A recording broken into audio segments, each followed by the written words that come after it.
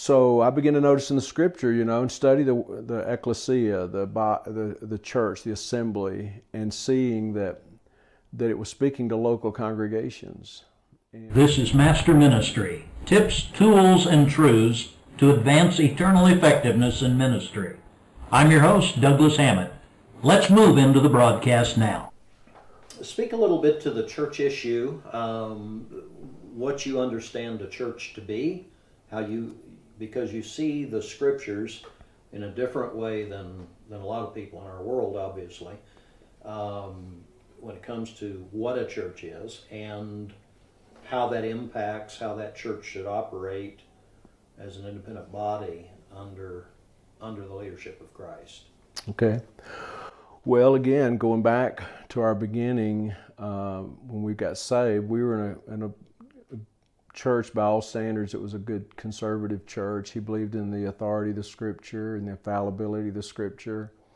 But I don't know that he ever taught this, but by practice, he kind of believed in a universal church, that all Christians are baptized into this invisible body, 1 Corinthians 12, at the time of their conversion. And he also believed in a local church that should be independent and autonomous. So that's kind of what I believed. That's what he believed. That's what we practiced. And so years later, and it really started when I became pastor. When I became pastor, I didn't realize it at the time, but I look back on it. I believe God, because I was the pastor, was showing me things that I needed to know about the church in particular. We're talking about that. And so I began to notice in the scripture, and study the ecclesia, the church, the assembly, and seeing that it was speaking to local congregations. And so it was like one step after another. As I would study it, then questions would come up in my mind, about when the church started.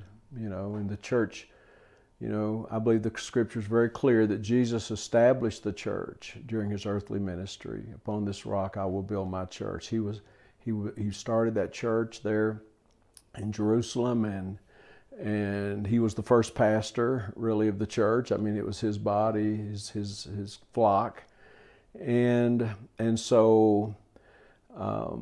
Then he empowered, a lot of people believe, of course, that the church started at Pentecost, but there's nothing in the scripture. I searched that and searched that and searched that. There's nothing in the scripture to indicate the church started at Pentecost. The church was empowered as he promised they would be.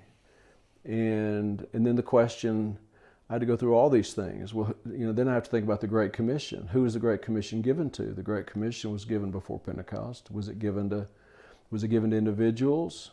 Does that mean every individual has the right to baptize? I mean, was it given to just the apostles? They're all gone. Who was that commission given to? It was given to his church. And so one thing led to another. So I came to that understanding. The church was started during Jesus' earthly ministry. It was empowered on the day of Pentecost. And only the church had been given the promise, that he'd be with us always. And again, it fits the example, really, of the Old Testament in the sense, if I use it as a pattern, where it was in that assembly of his people in the Old Testament that his presence was promised in a unique way. And then when you look at Matthew, then it's what he said in Matthew, where two or three are gathered, there I'll be in the midst of them. And that's true in the book of Revelation, where you see Jesus walking among the candlesticks, and we're not putting anything in there. The scripture clearly says that who the candlesticks were, and these are my churches. And so again,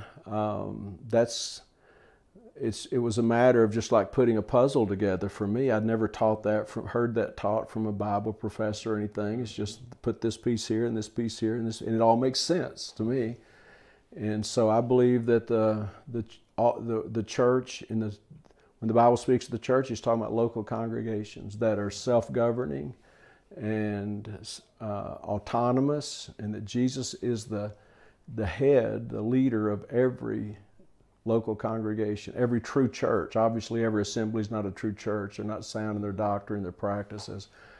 So, and because of that, we believe, for instance, that the Lord's Supper, if you study 1 Corinthians there, I believe it becomes very clear. It was given to local congregations, to the members of that body to participate in that ordinance. So that's where we believe, that's where we stand. Thanks for listening. Your ministry does not have to stagnate or die.